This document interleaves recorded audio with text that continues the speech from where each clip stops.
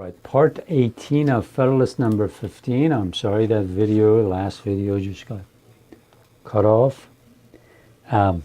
So Hamilton is saying the Confederacy that we're part of and we're trying to replace, we have seen it over and over.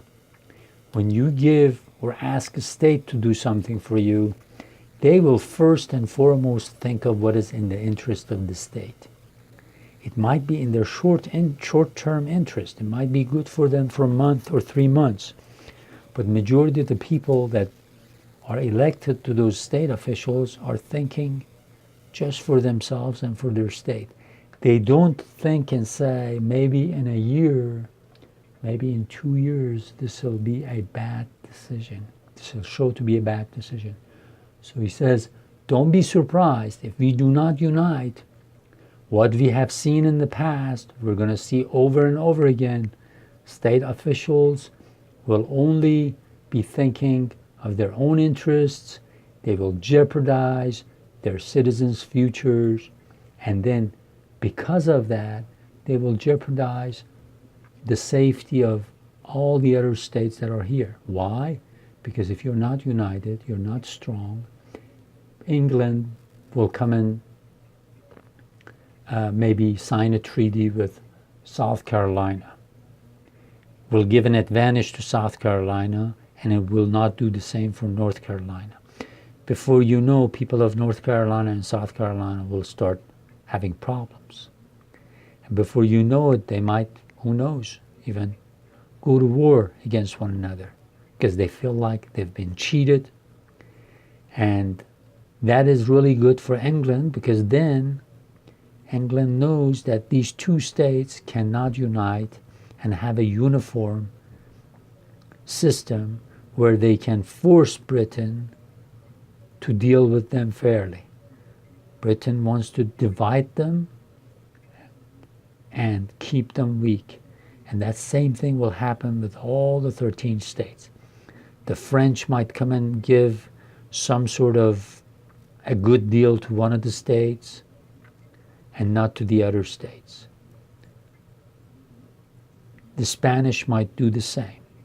So before you know it, we will be fighting one another, we will be at each other's throats, and that will lead to chaos. And look at the last line. Those who have been conversant in the proceedings of popular assemblies, means those who have already worked in their state legislatures or Continental Congress for that matter, who have seen how difficult it often is when there's no exterior pressure of circumstances to bring them to harmonious resolutions on important points. So he says when there's no exterior pressure, well, let's say if there's not a country that's invaded us, we're not under pressure, and he says it's hard at that time to bring them into a harmonious situation. In other words, to bring them to work with one another. Because you know, when people are under a threat, then they decide to unite and stay strong. But Hamilton says that is not our only problem. We have to think about it in time of peace, so small things won't start war between us. And at the same time, we look strong, we stand strong in front of other powers. So that's why he says anybody who is conversant, anybody who knows a little bit about state legislatures knows that they only think about their short-term interest. That's why we're offering you this Constitution. We want to have a better union, so when emergencies happen, we don't have to have 13 governments in 13 different locations making 13 decisions, and that will be catastrophe. That will be chaos for you, and then for the rest of people of America. So be aware of that. Then the last paragraph, it says, in our case, the concurrence of 13 distinct sovereign wills is requisite under the Confederation to the complete execution of every important measure that proceeds from the Union. And we've already said this before. It says under the Confederation that we are in, under the Articles of Confederation, any serious thing, any amendment that needed to be added to the Constitution, to the Articles, needed 13 states to agree, needed unanimity. The measures of the Union have not been executed, and the delinquencies of the states have step by step matured themselves to an extreme which has at length arrested all the wheels of national government and brought them to an awful stand. He says, we have the experience of this last number of years, that all the time there's been one or two states that decided they don't want to agree to something, and they've brought the wheels of government to stop. In other words, the government doesn't work anymore. So under the first Constitution, he says the major problem is you need all the 13 states to agree to something. And he says when that's the case, one or two states can stop the whole thing. When it says arrested the wheels, all the wheels, arrest here means to stop it from turning. And then he says Congress at this time scarcely possesses the means of keeping up the forms of administration till the states can have time to agree upon a more substantial substitute for the present shadow of a federal government. He's making fun of the Articles of Confederation. He calls it a shadow government. It's not real, it's just a shadow. Every time there's an emergency, he says we can't do anything. In name, it's government, but it is truly a shadow government, not a true one. Things did not come to this desperate extremity at once. We are not in this bad situation all of a sudden, okay? We're not in this extremely bad position all of a sudden. It's taken time. The causes which have been specified produced at first only unequal and disproportionate degrees of compliance with the requisitions of the Union. Remember, I said every time the Continental Congress during the Revolutionary War asked for money or soldiers to be sent, militias, state militias to be sent, it would be a requisition. And here he says, unequal and disproportionate degrees of compliance. In other words, different states would either comply, say, okay, I'll do it, or not much. So they would all vary. One state would do a good job, the other state not.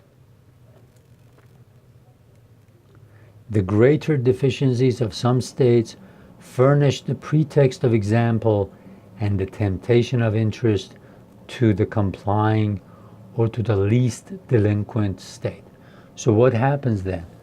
When all the states are paying or complying differently, one of the states is going to say, wait a minute.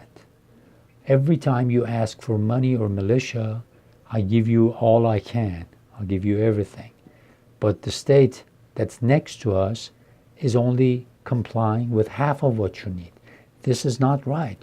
So see, troubles start arising that way. And that's why he says, why should we do more in proportion than those who are embarked with us in the same political voyage? We're in the same experiment. We're in the same piece of land. We are in the same part of the world. We're supposedly part of the same government. But why are different parts complying differently? Why are they sending different amounts proportionally? Why should we consent to bear more than our proper share of the common burden? Why should our share be more than the rest? Why should I give you $1,000 when you ask me, and the state that's next to us is bigger, it's only going to give you $700. Says this is not right. There were suggestions which human selfishness could not withstand, and which even speculative men who looked forward to remote consequences could not with hesitation combat. Each state yielding to the persuasive voice of immediate interest or conveniences has successfully withdrawn its support till the frail and tottering edifice seems ready to fall upon our heads and crush us beneath its ruins. It's a beautiful sentence. He says this way, every state, instead of complying fully, will give us a little bit, a little bit, a little bit, and this government will act and live like a sick person, like a infrastructure that's hollow, that is not strong, that's frail, and before you know it, if we keep on going like this, the whole structure will crumble down over our heads. And we will be toys for other powers to be played with. We can never show that we human beings are able to establish a republican government, and those monarchies, Britain, Spain, Portugal, France, they will be very happy that we've brought destruction upon ourselves. So he says we got to be careful. We got to really think of establishing a union, and the best way to do it is with this new constitution, because it respects all the important things in framing a government: checks and balances, division of powers, independent judiciary, bicameral legislature, and then a uniform request, a fair request from all the states. All right.